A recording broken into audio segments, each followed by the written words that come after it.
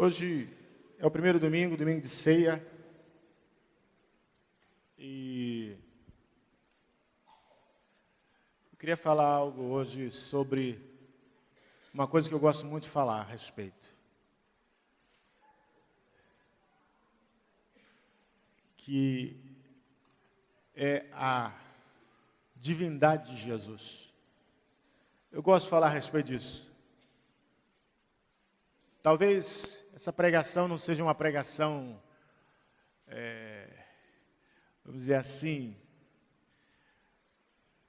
motivacional. Talvez possa parecer uma pregação mais teológica, mas a verdade é que a afirmação da divindade de Jesus é a base da nossa fé. Na nossa fé, nós temos um Deus vivo. Nós temos um Deus ressurreto, um Deus que reina, um Deus que se fez homem, que habitou no nosso meio. Isso é muito importante afirmar, isso é muito importante dizer, isso é muito importante declarar, especialmente para as gerações mais novas. Precisam aprender a respeito disso, precisam viver essa realidade, precisam pregar a respeito disso. O fato de que Jesus Cristo é Deus. E muitas vezes nós não temos visto isso na igreja. Nós não temos visto isso nos púlpitos. Nós não temos visto essa afirmação, essa confirmação de quem é o nosso Deus. Na Bíblia, lá em Lucas 22, versículos 69 e 70, tem um episódio interessante a respeito da divindade de Jesus.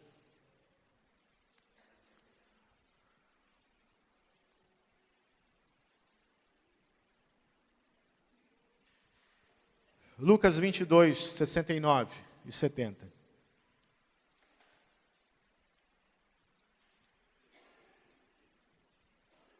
Jesus declarando o seguinte: mas de agora em diante, o Filho do Homem se assentará à direita do Deus Todo-Poderoso. Disseram todos: logo, és tu o Filho de Deus? Ele lhes respondeu: vós dizeis que eu sou. Primeira coisa, irmãos, quem nós afirmamos ser Jesus? Quem é Jesus para nós? Quem é Jesus para nós? Quem é Jesus para o mundo? Quem as pessoas imaginam ser Jesus? Você já parou para pensar que há diferentes opiniões a respeito de Jesus? Há diferentes pareceres a respeito da pessoa de Jesus? Mas isso não é de se espantar, porque também há diferentes opiniões a respeito de quem é você. Não é verdade? Primeiro é o seu parecer a respeito de quem é você. Quem você diz ser você mesmo?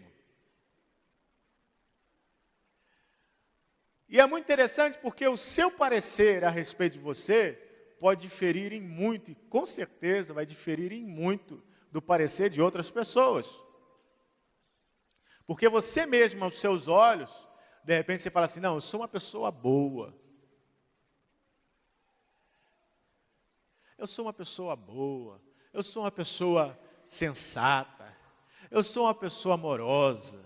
Eu conheci uma senhora que ela dizia assim: eu sou uma pessoa muito amorosa. Ela dizia dela mesma.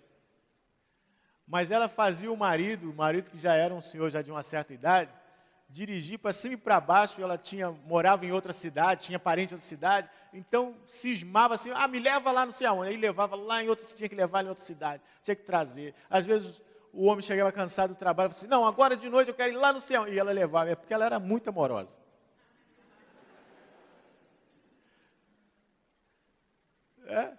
Então olha só, O nosso pensamento a respeito de nós mesmos, com certeza é muito diferente do pensamento das pessoas a respeito de nós. Às vezes para bem, às vezes para mal. Não é verdade? Tem gente que às vezes pensa uma coisa de alguém e se decepciona. Por quê? Não é aquilo que imaginava.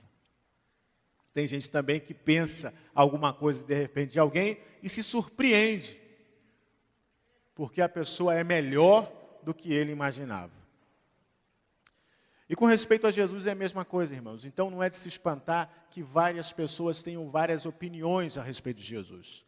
Mas assim como a respeito de Jesus e a respeito de você, o que vale, na verdade, não é o que as outras pessoas pensam, mas o que de fato você é e o que de fato Jesus é.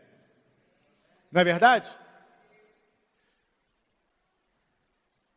Olha, até mesmo no mundo espiritual, eles costumam te chamar, por exemplo, você já deve ter ouvido isso, que Deus te chama pelo seu nome, mas Satanás te chama pelo seu pecado. Se você é um viciado, ele vai te chamar de viciado. Se você é um adulto, ele vai te chamar de adulto. Se você é um ladrão, vai te chamar de ladrão. Tá?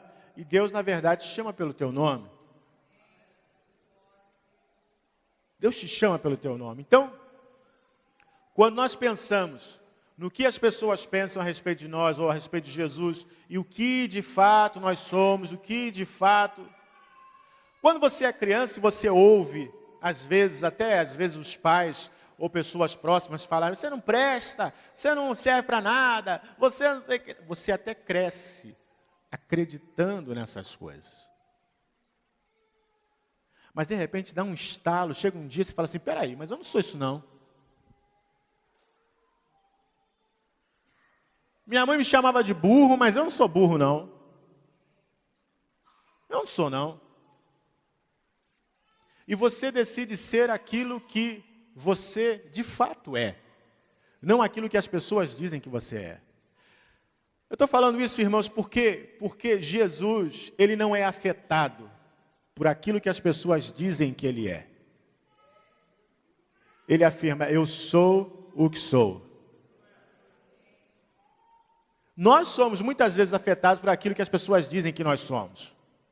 Nós ficamos magoados, ofendidos, ficamos sem dormir, perdemos o sono, mas Jesus não. Jesus é o que ele é, independente do que pensem dele. Mas no mundo, há muita gente que pensa de Jesus, que Jesus é um personagem mitológico, ou seja, é um mito que nem existiu. Alguma coisa que foi criado para que as pessoas acreditassem, uma história, e que de fato ele não existiu. Outros acreditam que Jesus até existiu, e que ele era um sábio, ele tinha bons conselhos, bons exemplos de vida, e pessoas escrevem até livros a respeito disso, dos bons exemplos de vida de Jesus, dos bons conselhos de Jesus. Jesus como um sábio. Há outros que pensam dele que ele era um profeta. Com certeza, Jesus era um profeta. Ele falou a respeito de coisas futuras. Ele fez grandes profecias. Ele foi um homem usado por Deus. Mas não era Deus. Agora, quem é Jesus para nós, irmãos? Dentro do coração de cada crente não pode restar nenhuma dúvida a respeito de quem é Jesus para nós.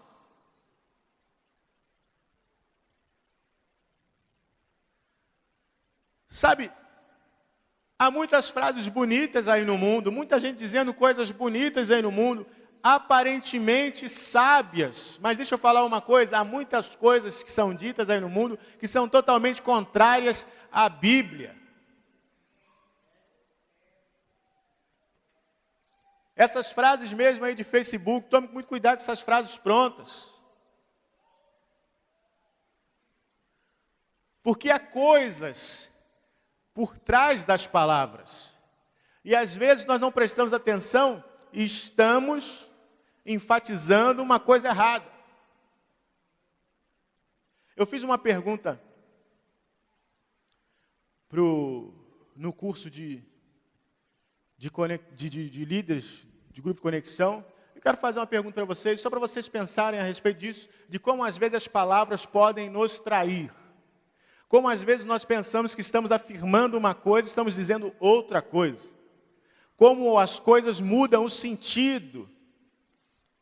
Isso é muito importante a gente saber, porque às vezes nós pensamos que estamos pregando o Evangelho e estamos tirando a autoridade do nosso Deus. Deixa eu te perguntar uma coisa.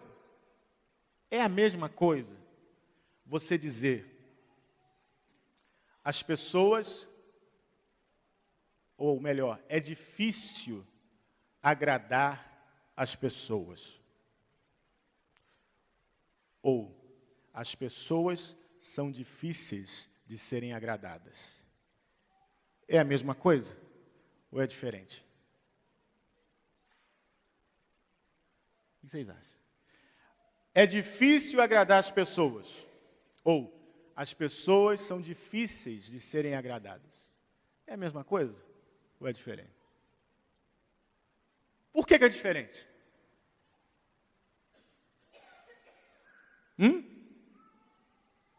Sabe por que é diferente? Porque dizer que é difícil agradar as pessoas, isso coloca a responsabilidade sobre a gente. Eu não consigo agradar as pessoas. Agora, dizer que as pessoas são difíceis de serem agradadas, isso joga a responsabilidade em cima deles. O problema é com eles. Eles é que são difíceis de serem agradados. O problema não é com a gente. Então você vê como uma simples mudança muda todo o sentido da coisa. E às vezes tem umas frases que as pessoas colocam e a gente não percebe que ela é tendenciosa. Por isso, muito cuidado quando você pegar a frase de qualquer lugar. Porque às vezes você está pegando... Eu vejo às vezes as pessoas pegando frases de uma página espírita, de uma página budista, de uma página... E que, de uma forma sutil, nega exatamente aquilo que nós pregamos. É muito importante que a gente conheça a fundo a base da divindade de Jesus. Jesus é Deus. Ele não é afetado pelo que as pessoas falam aí fora, não. Ele não é afetado pelo que o que tal religião fala, o que tal mestre fala, o que tal professor fala, o que tal... Não, ele não é afetado. Jesus é aquilo que ele é. Olha só que coisa tremenda. Lá em João, capítulo 10...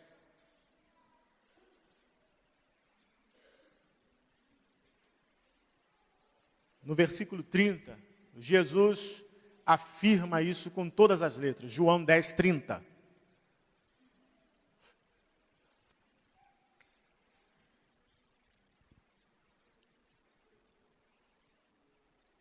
Ele diz assim: eu e o Pai somos um. Eu e o Pai somos um. Talvez hoje a gente olhando essa afirmação, a gente não sinta a seriedade dessa afirmação, mas Jesus afirmar isso naquela época, para qualquer fariseu, qualquer estudioso da lei, ia falar assim: mas quando você diz que é um com uma pessoa, você está se tornando igual. Porque não há unidade na desigualdade. Entenda isso, não há unidade na desigualdade. Não há amizade na desigualdade. Pense nisso, ninguém pode dizer, ninguém é amigo de ninguém se sentir inferior ao outro. Só há amizade entre duas partes se as partes se sentirem iguais. Quando há um sentimento de desigualdade, essa amizade vai enfrentar problemas. Vai enfrentar problemas, sabe disso? Por quê? Porque ninguém é amigo de alguém que ache superior.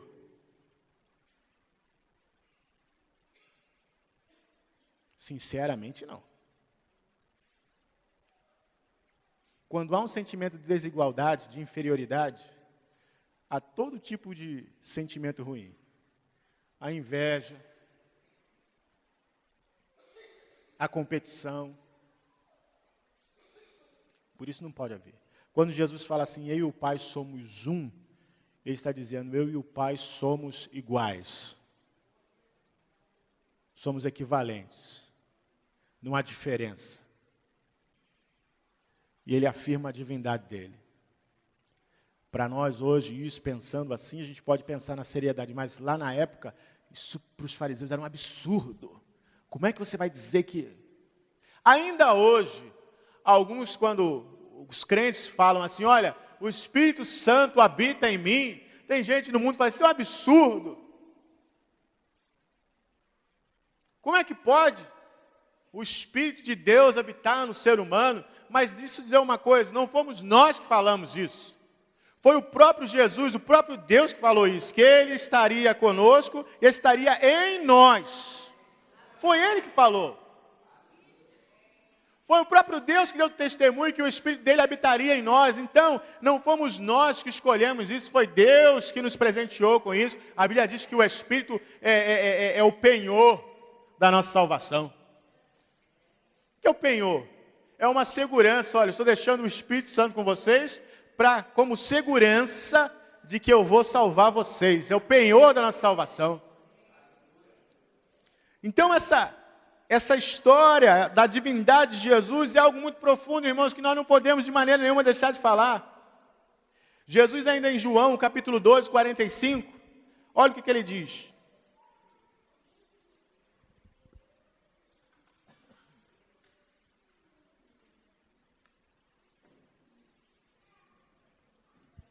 João 12, 45. Quem me vê, vê aquele que me enviou. Se alguém tem alguma dúvida, mas será? Eu não sei se na Bíblia tem evidência, meu querido. Texto e mais texto, e eu sou capaz, se a gente tivesse tempo aqui, de citar mais uns 50 textos, afirmando a respeito de Jesus, da divindade de Jesus. Ele não é um espírito de luz, ele não é um profeta simplesmente, ele não foi um homem inspirado, ele não foi um sábio, ele é Deus.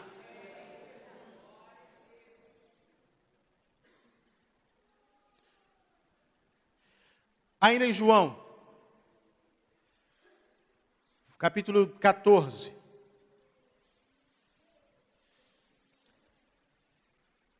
No versículo 7.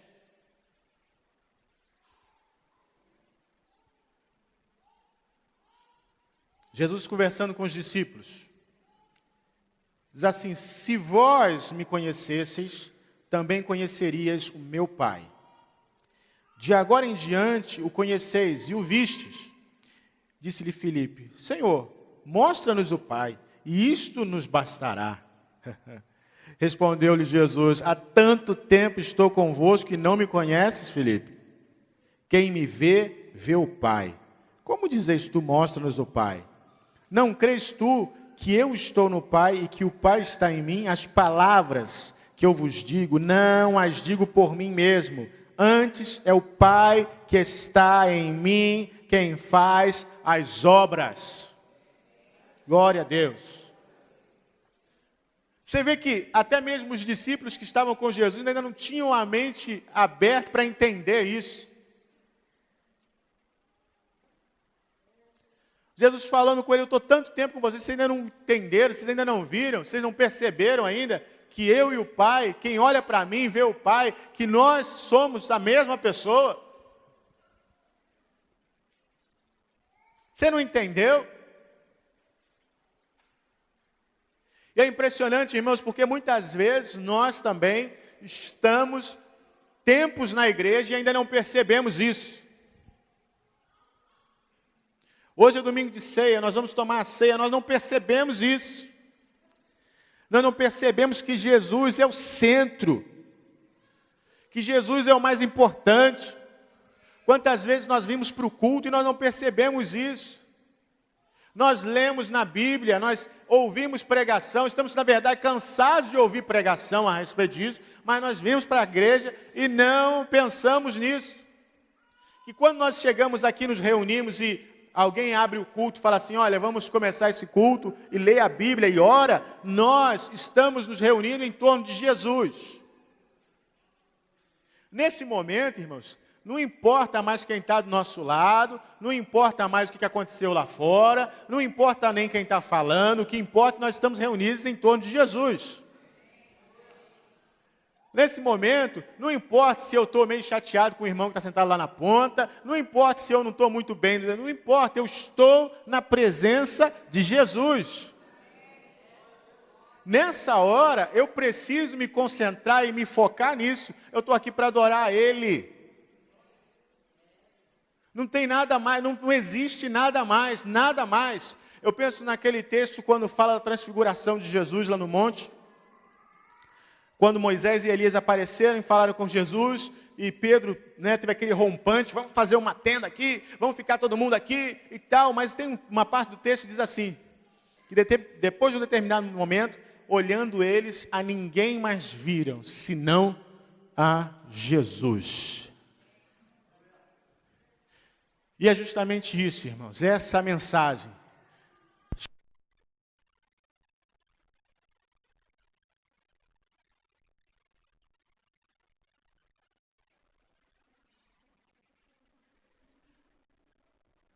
Chega um momento que nada mais importa.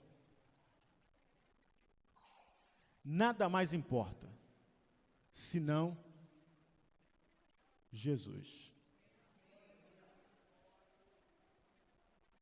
Nada mais importa. Quando nós chegamos aqui, nós não estamos vindo para adorar um Deus morto, alguém que não pode salvar, alguém que nada pode fazer. Nós estamos adorando ao Deus vivo.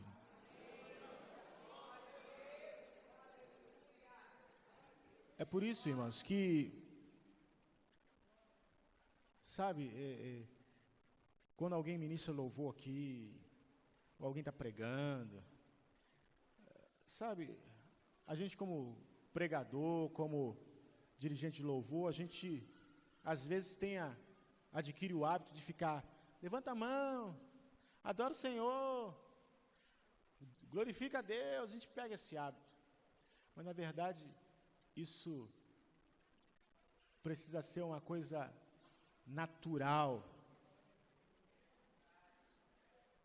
Ninguém precisa ser mandado levantar a mão, nem adorar a Deus, porque cada crente precisa ter consciência de que Deus está no nosso meio.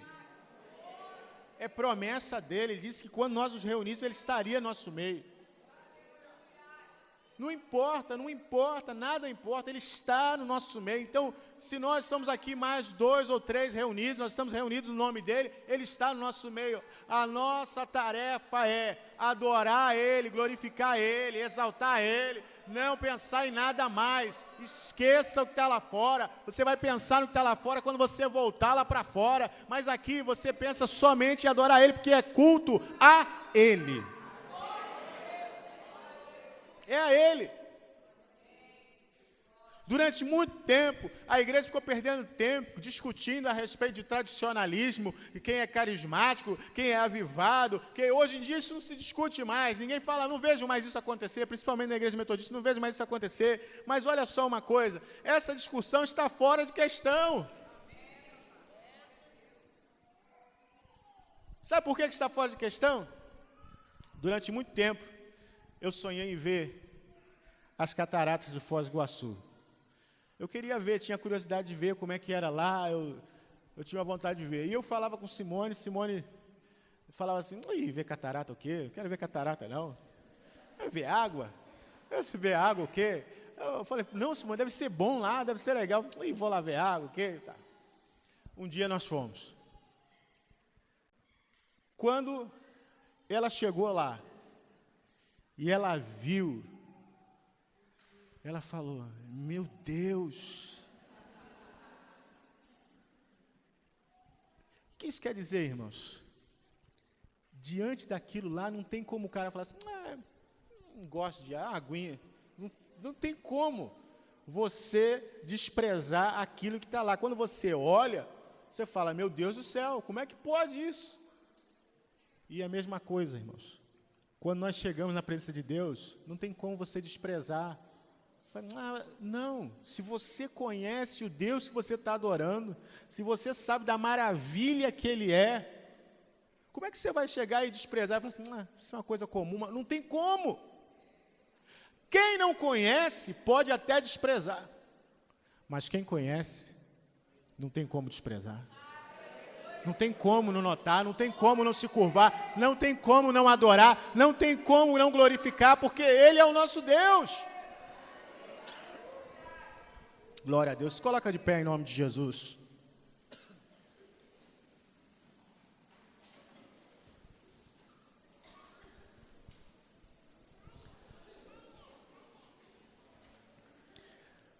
Senhor, nós estamos aqui, Senhor, por Tua causa. Esse não é um culto para homens, esse não é um culto para o ego, esse é um culto para exaltar e glorificar o único, digno de toda a honra e toda a glória, o nosso Deus, Jesus Cristo. E hoje, Senhor, ainda é especial, porque nós vamos participar da ceia do Senhor. Hoje, Senhor, é um momento, Senhor, é um ápice, Senhor, é um culminar, ó Pai, da nossa fé. Senhor, porque estamos reunidos em torno do Senhor. Oh, Deus querido, e nós não podemos ficar indiferentes a isso. Senhor, porque Tu és uma maravilha, Senhor. Tu és maravilhoso, meu Pai. E nós temos que adorá-lo, temos que glorificá-lo, porque o Senhor merece toda a honra e toda a glória. Não temos como chegar na Tua casa e ficar de braços cruzados. Não temos, Senhor, porque, ó Pai, não é problema com nada, nem com ninguém, Senhor. Nós estamos aqui para glorificar e exaltar o Teu nome. E Tu és digno. Tu mereces todo louvor e toda honra. Pai, então nessa manhã, meu Deus, desperta em cada coração, em cada mente, Senhor, o desejo sincero de adorar e buscar o Senhor, de proclamar essa verdade, não importa quem o mundo diga ser Jesus. Para nós, Ele é o nosso Deus, a nossa esperança, o nosso Salvador, o motivo de estarmos aqui, aquele que nós adoramos, aquele que nós servimos, aquele que vamos proclamar pelo resto da nossa vida, aquele que vamos adorar, bendizer, glorificar, Senhor, em nome dEle. É que nós estamos aqui. Deus, muito obrigado por essa manhã. Senhor, em nome de Jesus, consagra os elementos da ceia do Senhor. Quando nós comermos, bebermos do pão e do cálice, Senhor, isso seja fortalecido em nós, essa certeza, essa esperança, que é a âncora da nossa alma, seja fortalecida em nós, Senhor, que haja no nosso coração uma alegria, pelo fato de termos um Deus como o Senhor. Senhor, porque não há Deus como Tu és, não há, Senhor, ninguém como Tu, não há ninguém além de Ti, meu Deus. E nós Te glorificamos. Consagra, Pai, a ceia do Senhor e abençoa o Teu povo em nome de Jesus. Amém e amém. Glória a Deus.